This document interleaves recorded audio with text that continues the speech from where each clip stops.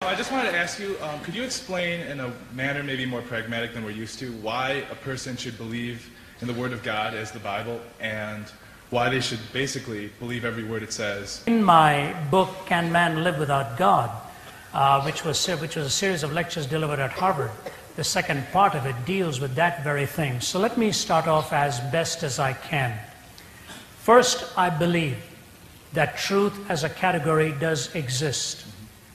Number two, it is possible to verify the truthfulness of those affirmations. Third, I believe there are existential realities from which I cannot run, which drive me to find the answers to the existential struggles that I live with, not just the philosophical ones. The philosophical ones are real and I have to deal with them, but so are the existential ones. And by the way, existentialism came as a response to the unpaid bills of philosophy. Philosophy had become so cerebral that the passions had been ignored, and existentialism came into being and sort of tossed out the rationalistic way of interpreting things and went purely with the gut level feeling a la Sartre and Camus and so on. But I think what we are trying to do is, if we are trying to find the bridge between the head and the heart, there are numerous ways of doing this. And the way you start off with by saying, if you take the Bible as the question, then why the Bible and why not any other system of thought? You start off with the scriptures and ask yourself the question.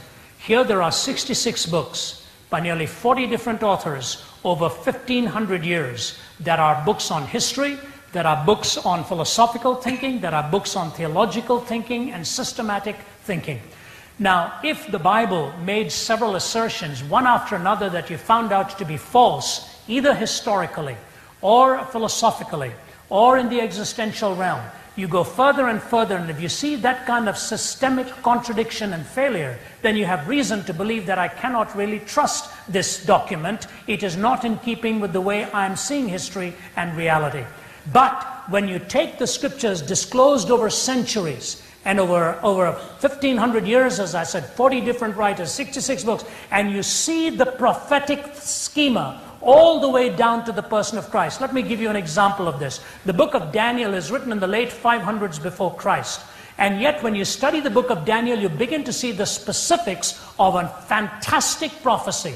He talks about a massive empire that will come into being, and how that empire will be divided into four, and that empire will be led by what they call a strident, strong he-goat from the west, who will be marching several nations underfoot, but shall be suddenly cut off, and his empire will be divided into four. Those four then emerge into two, and those two blend into one. When you take the book of Daniel, written late 500s, and put it pro forma onto Alexander the Great in the 300s before Christ, you see the stridency of Alexander suddenly cut off in his 20s. Four kingdoms emerge given to his four generals. Those four come into the two, the Ptolemaic and the Seleucid empires, that emerge then into the Roman Empire. Centuries before, to be so specific in prophecy. You go to the prophecy of Zachariah, who describes the crucifixion of Christ. They shall look upon him whom they have pierced and weep as a mother weeps for her only son. You go to the prophecy of Isaiah and see how the Christ is going to suffer. Immediately you see the supernatural. Immediately you see the supernatural. So when you take the miraculous element, you take the historic element, you look into the scriptures and you see there is an authenticity, and it all points to one perfect person, the person of Christ. Bruce Metzger, who is a scholar from Princeton, made the comment. He said, after you take the 20,000 lines of the New Testament, it is safe for any scholar to say there's at least a 99.6% accuracy.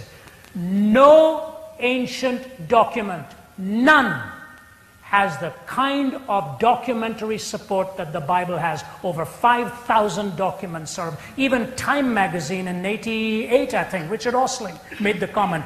One thing we cannot deny the Christians, he said, is the documentation that is available across the centuries. Nothing in ancient literature matches it. Neither Homer, nor Aeschylus, nor any one of nor the Gaelic wars of Caesar, whatever. So when you've got this kind of documentation, this kind of accuracy, that kind of a person in the person of Christ, I think you've got pretty compelling evidence to see why it is that we need to take Christ very seriously.